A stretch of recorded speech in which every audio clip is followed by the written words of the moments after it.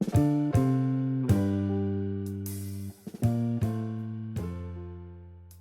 shadow work is a term that y'all have heard all over the place. It's actually not a new term in any way, shape, or form, but it's a term that has been newly used to apply to a specific kind of thing or a variety of different things. And so today I'm going to talk very specifically about shadow work from a Jungian approach, not other kinds of shadow work. So just be aware that if somebody says shadow work, they may or may not be talking about what I'm going to be talking about today. We're looking at shadow from the Jungian perspective. And one of the key things that's important for us to know during this is when shadow work is helpful and when it's actually harmful. And so we're going to talk through some of the different scenarios there as well. And then I'm actually going to walk you through a shadow work practice. So what is the shadow? It is generally defined from a Jungian perspective as the unconscious parts of ourselves, including repressed traits and emotions, or more specifically, shadow is focusing on those repressed traits and emotions. And it shows up everywhere. It shows up in what you pay attention to, what you don't pay attention to, and it holds power over our growth and our spiritual journey. And I also want to highlight, it's not just the bad stuff.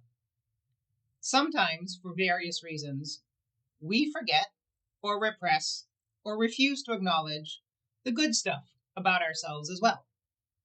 That is also the shadow. That's stuff that we refuse to look at, that we are ignoring. And this is not a conscious thing for the most part. This is generally an unconscious thing that happens. Our brains, our minds, our spirits decide that whatever the thing is, it is dangerous for us to keep it in our consciousness. And so we put it in our shadow, in our unconscious. Here's my lovely, very not great sketch of the Jungian understanding of self. So you have the consciousness, the conscious part, and the unconscious part. And you will notice that the conscious part is really tiny and the unconscious part is really, really big, because that's how it works. In our consciousness, so this is stuff that we are actively thinking, doing, feeling, whatever, right? Like you can recall a memory that there's conscious stuff going on there, stuff that happens consciously. If you ever think before you act or think before you speak, that is pulling that action into your consciousness. Something like 90% of our actions are not conscious. So if you think about it, when you are driving and you leave somewhere and then suddenly you are wherever you're supposed to be, there was a whole lot of action that happened in there and none of it was conscious. That's normal. That is brains being efficient. That's supposed to work that way. That's not weird. Our ego is sort of that bit of ourself that really says, I am this in the world. And it's got all of the attachments to all kinds of different things. It's how you define yourself. If somebody asks you who you are, this is kind of like the stuff that comes in there. It's the pieces that say, I want to be valued and I am special and I am me. And ego is really, really important for us to exist in this world because it helps define us as an individual separate from everyone else. And it also helps us to maintain relationships with other people as we're aware of how we interrelate with other folks and the value of that relationship. All in the conscious mind. Then there's the personal unconscious, which can cause the ego to do certain things without realizing why.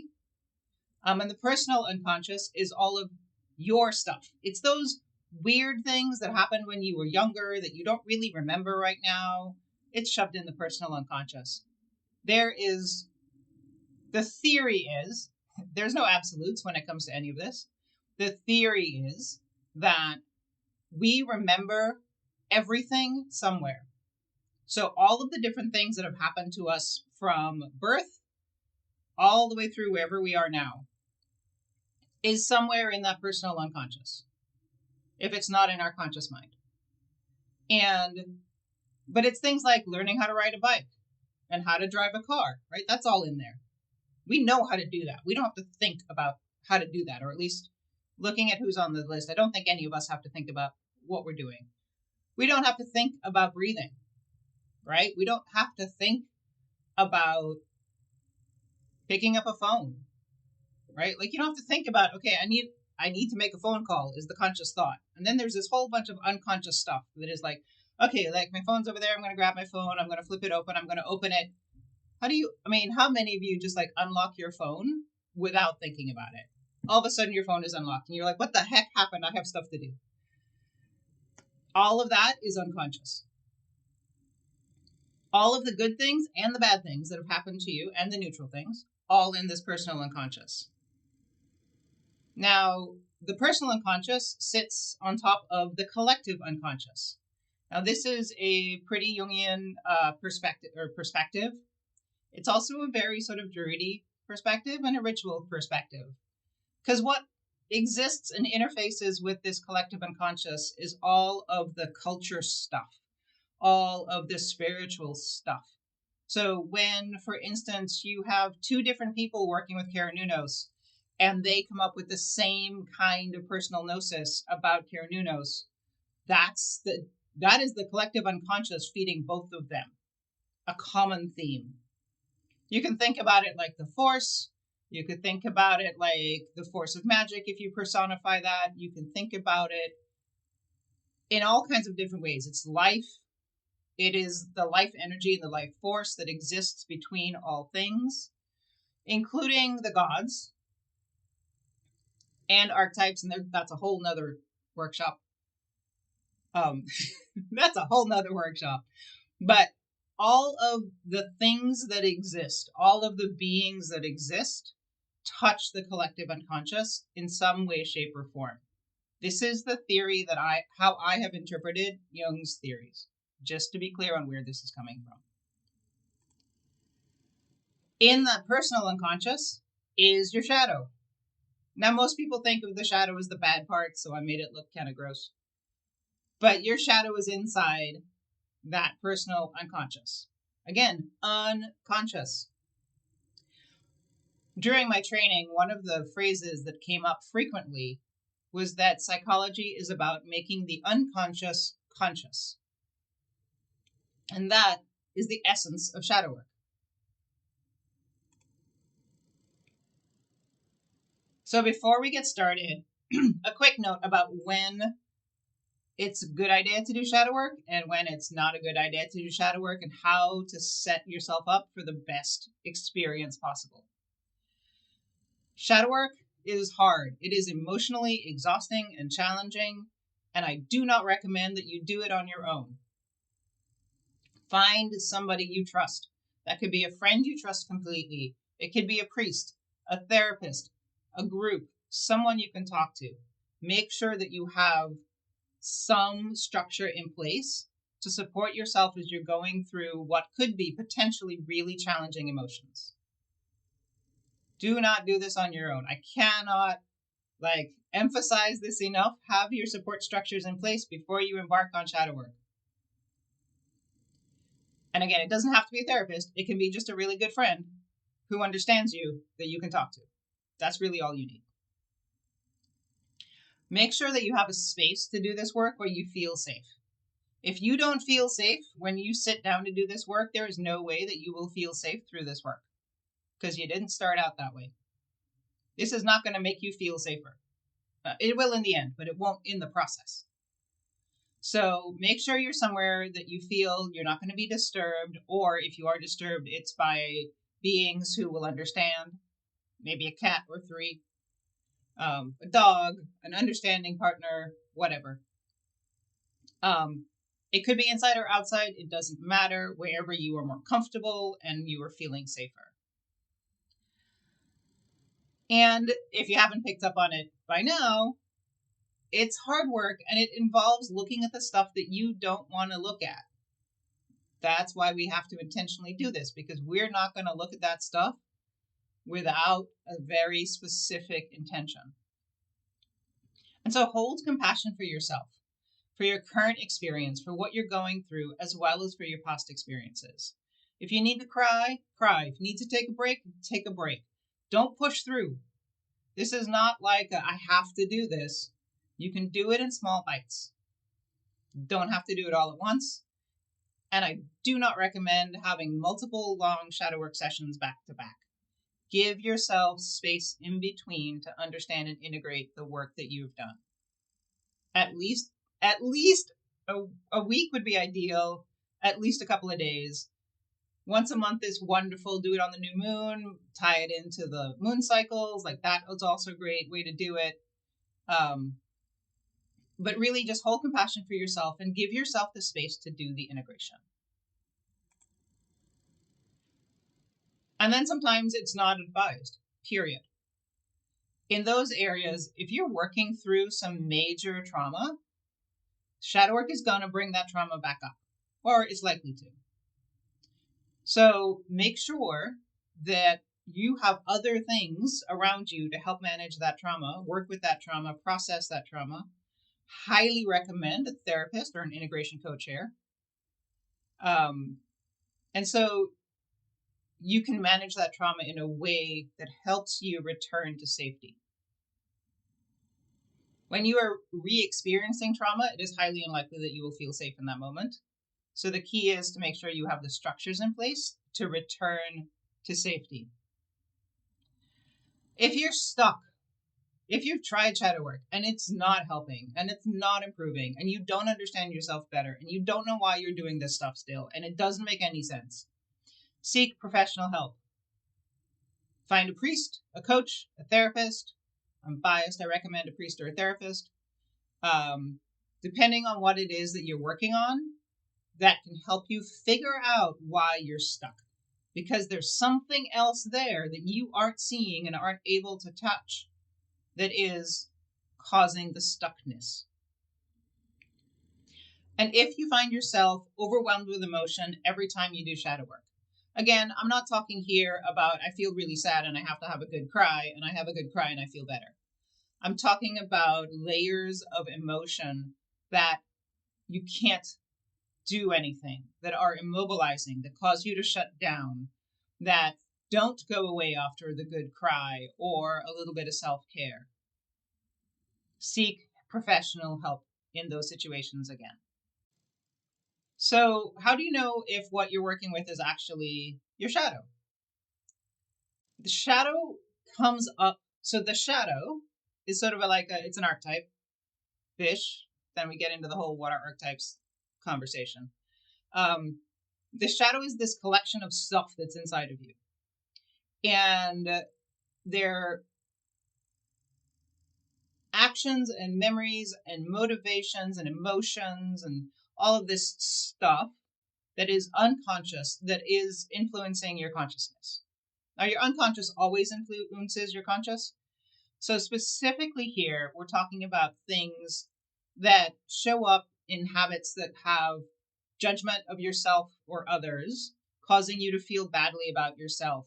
It can be procrastination. It can be getting really angry whenever somebody does something, or whenever you hear something, or you're angry at yourself about how you reacted or you did something based on somebody else, or you feel shame. Like if you constantly feel shame every time you see a blue bird, just random, every time you see a blue bird, you feel shame. Okay, there's something in there that's worth working with in shadow work. And it can also be shutting down, right? So shadow isn't just activating, it's also shutting down. It's when you stay quiet, when you hide your ideas, when you put yourself aside. So when you don't know why you did it, why you feel it, or why you can't stop doing it, that's shadow. If you do something and you're like, I don't know why. Why is this making me so angry? I don't know. I'm just getting angry. That's a good time to do shadow work. If you ask the first question of why am I getting angry and you know the answer and you're like, oh, well, that makes sense, or I can easily fix that, and you fix it, that great. super easy shadow work. You've done it. Don't need to do a whole big routine about it. And life is great. And again, this is one way of working with the shadow. This is one way of working with the unconscious. For really complexes, for really complex, sort of gnarly knots of emotion and memory and past experience and all kinds of different things, this is going to barely chip away at that because it's so gnarly. Now, you can take one specific thing, anger at a family member or whenever a family member is mentioned, and work these steps to try to understand why you're getting so angry. What is it exactly that is making you so angry at that person? And then you can decide what you want to do with that information. You can just be like, cool, I understand. Or you can take steps to help make yourself feel less angry or not pay as much attention or whatever the next step is. Our unconscious is an incredibly complex thing. In some of the language, in some of the texts, when you look at people talking about the unconscious, it's almost as if our personal unconscious has its own agency and is a separate thing that will do stuff to allow us to move on, to be different. You see it a lot in folks who do psychedelic work or breath work, altered states, where they'll come out of this journey and experience, and suddenly everything will feel different. And because their unconscious got in there and worked some stuff out, and now when they're done with the experience, if they can integrate correctly or effectively, they will be different. Like that thing will be worked through. And it doesn't have to be worked through consciously. We see it in play therapy a lot. For example, if you're doing sand tray or sand play, you have clients that come in and will just make scenes in the sand, and that process allows their unconscious to work through whatever is going on. And even though you've never talked about it, all of a sudden something has changed in the human, and they are not doing the thing that they didn't want to do anymore, or they are doing the thing that they wanted to do that they weren't. So the unconscious is awesome, in my opinion, and incredibly powerful and amazing, and it will do stuff unconsciously that we are not exactly aware of to make our lives better or worse. The shadow in this, as I'm sort of like using that term here, is really those sort of like repressed parts of ourselves rather than just the everyday, there's stuff that goes on that we just are not conscious of, part of the unconscious. 100%, absolutely, the shadow will, or excuse me, the unconscious will process stuff without us being consciously aware of it, and suddenly we feel better. So how do we engage with the shadow? This is engaging in a non-professional sense. You can obviously engage with the shadow if you're working with a therapist or a priest or a coach in a counseling sort of way.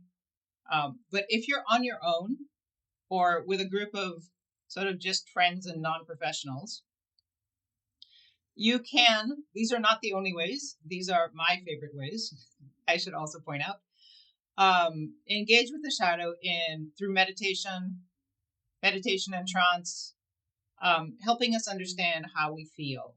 Mindfulness meditations, for example, are really helpful to notice how am I feeling when something happens, and to try to really understand what's going on in our bodies. Reflecting on what we're doing. Doesn't have to be in a meditative state, can help. But like why we're doing this and what are we doing and what's the impact of what we're doing.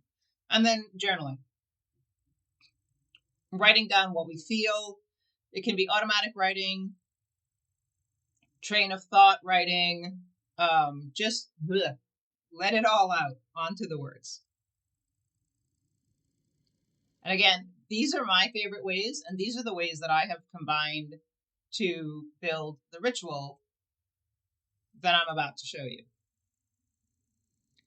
So If you have a candle, that's great. If you don't have a candle, this candle will be on the screen throughout the entire thing. Pen, paper, it can be an iPad or a tablet with a scribe pen. No keyboards. There is something different that happens when we write things out than when we type things out. There's a lot more brain functions involved in the in the writing. And that actually helps access the unconscious, so it helps a lot with this process. You don't have to read your writing, so it doesn't matter how good you are at writing. Is everybody ready? We're actually going to do an abbreviated version of this. Ideally, you would put aside anywhere from a full 30 minutes to an hour for this. So we're going to do it a little bit shorter. Choose a habit or a behavior that you want to change, but you often self-sabotage or procrastinate. So for instance, working out, in my case. I have everything I need to work out at home, and I just don't do it. I even schedule the time on my calendar, and I just don't do it. There is more here than I don't have time. So I procrastinate constantly for that. If it's something, for instance, that you're trying to quit smoking, but you find yourself buying packs of cigarettes all the time, or you're hanging around with other smokers where you can bum cigarettes off them, right? Like that may be something as well that you want to look at here. It could be teeny tiny. It could be something as simple as every morning I want to actually review my day before I get started. And I have the time and it's scheduled and I have all the stuff and I know what I'm going to do and I just don't do it.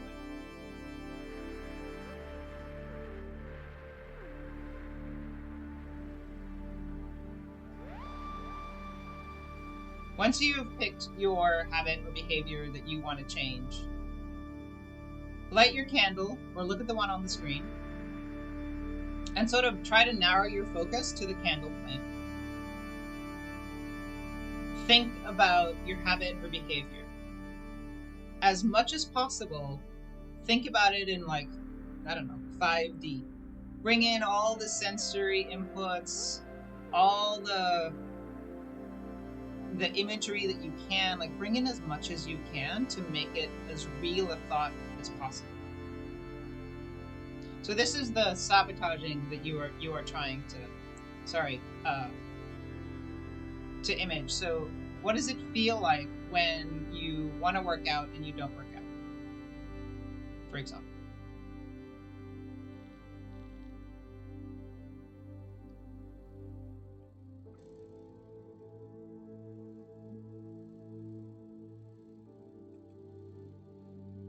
And then once we've done that, if I'm going too fast for you, again, this will all be recorded and I'll share it. So you'll have all of this already. Again, once you've done that and you've brought the image to mind of whatever the self-sabotage, procrastination, the feelings around that is, write what you're trying to do at the top of the page.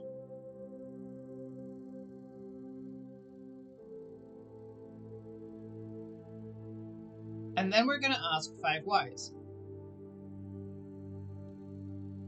So the first one, this is the reflection part.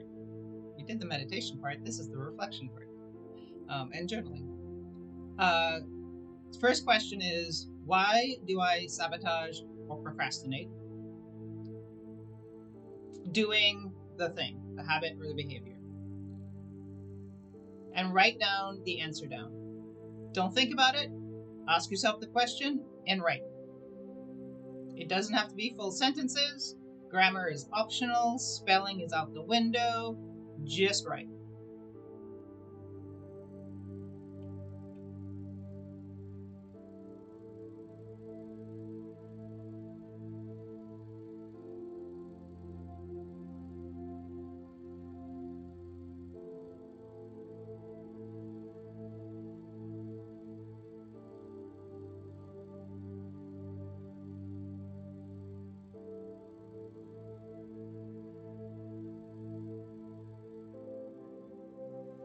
Now, normally you want to allow yourself anywhere from 3 to 5 minutes for this, but we're on a schedule, so we're going to shorten it a little bit.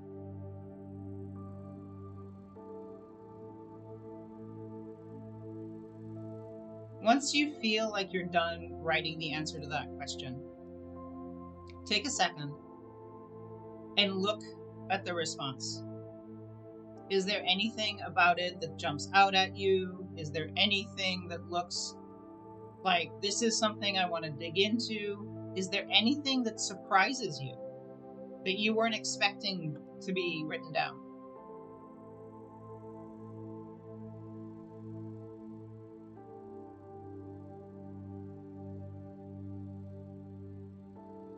Once you've done that,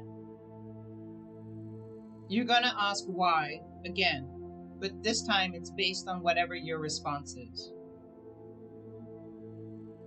So, using my exercise example, right? Why do I constantly procrastinate my exercise? Well, it's because I've got too much other stuff to do.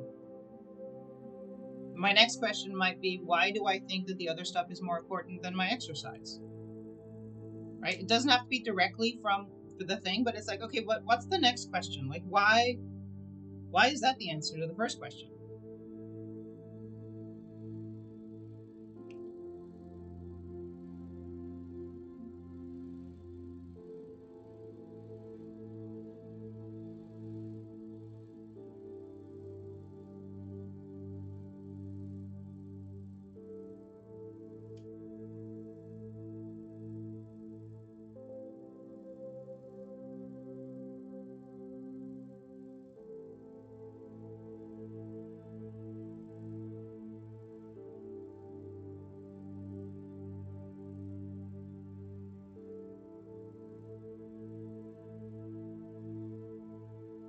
And once you feel you're done writing that, then once again, look at your response, your second answer, and see if there's anything in there that jumps out at you.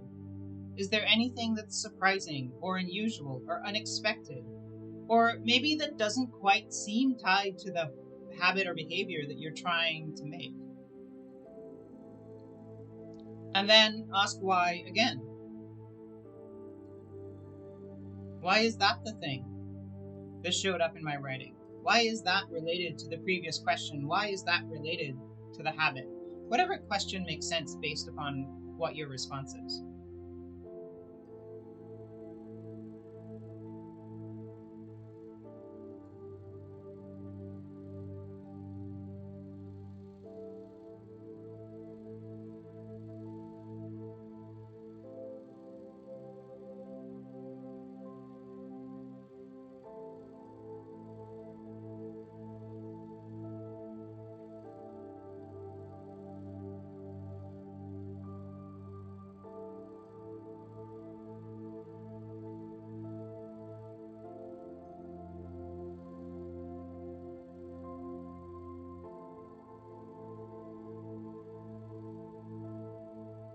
And then once you feel you've finished writing that answer, we repeat the process.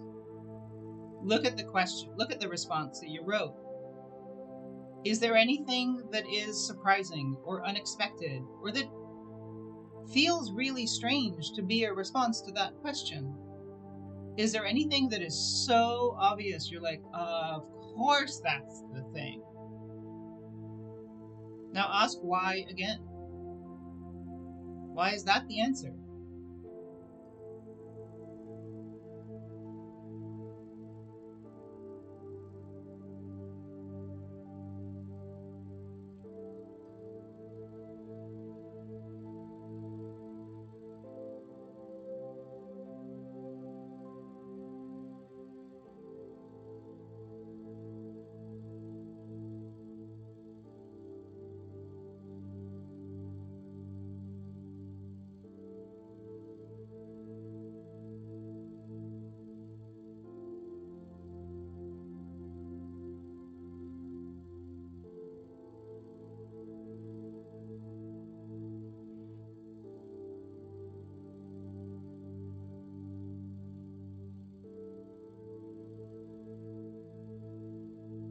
And these questions might get harder and harder as you go along, but just write what comes to mind. If nothing comes to mind, make marks on the paper.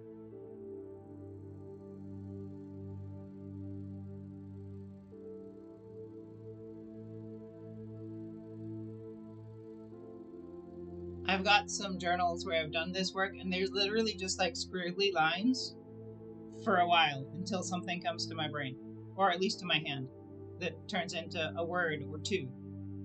And sometimes the answer is just a word or two, or an emotion. Just write whatever comes up.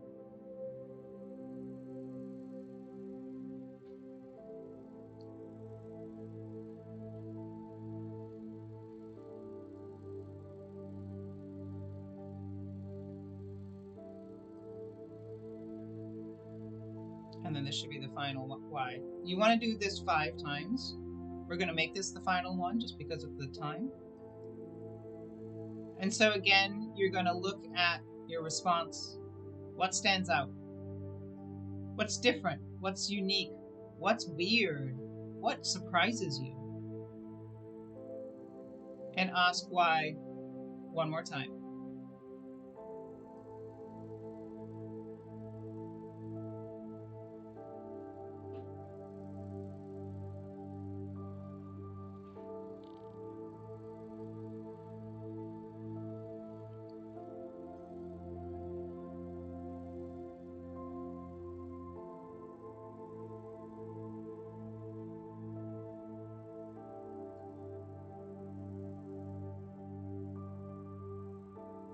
So you should have 5 answers to the question why something.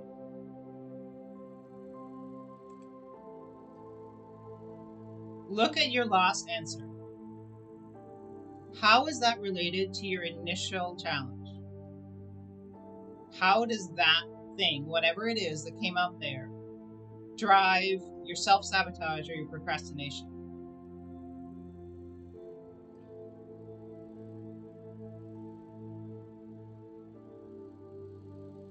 It could be something as simple as exercise hurts, and I don't want to hurt.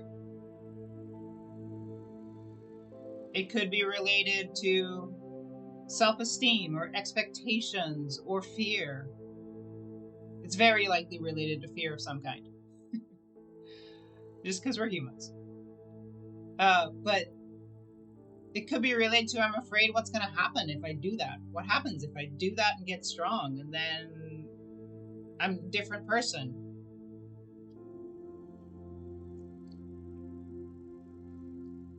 So now let's take a minute and journal your thoughts on that relationship between that final answer and your initial thing that you were addressing, why you were self-sabotaging or procrastinating for a certain thing.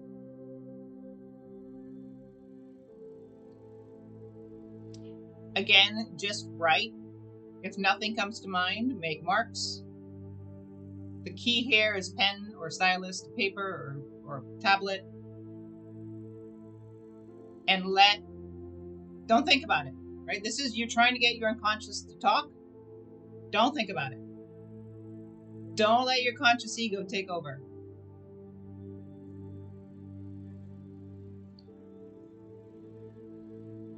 And I apologize if any of you can hear the yard work in the background.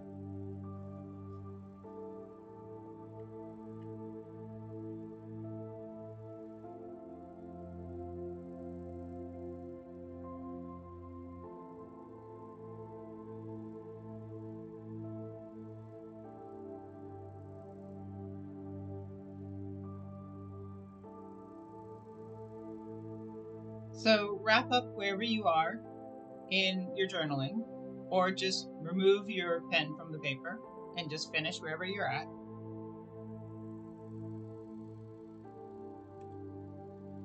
Again, normally you would write until you feel you're done, or 5 minutes, whichever is longer.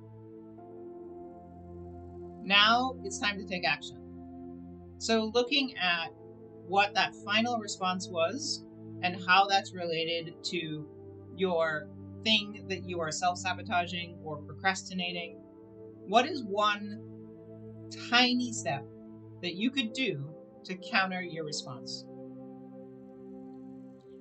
The standard example given is, for instance, if you procrastinate going for a walk, sleep in your walking clothes or put them right at the foot of your bed so they're right there as a reminder to do the thing, and it's easy. How can you make it easier to do the habit, break the habit, or do whatever the behavior is?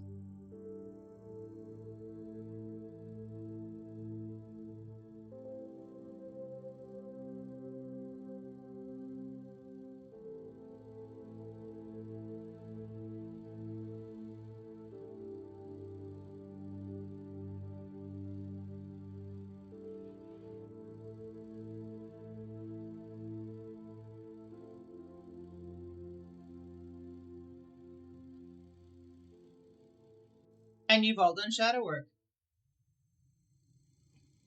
That is one way of doing it. So again, we want to really sort of highlight the key things here. Engaging in your shadow allows for personal growth. It allows you to change how you view things.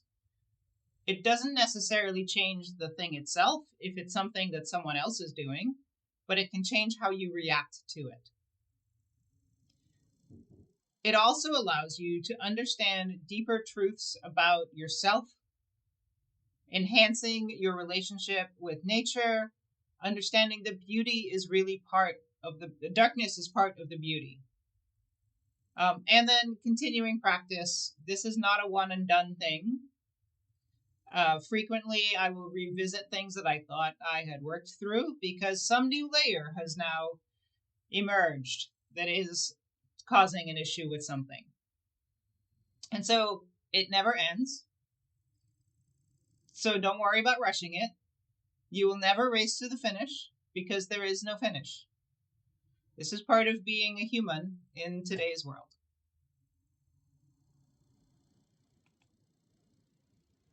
So embrace your shadow. Make it your friend.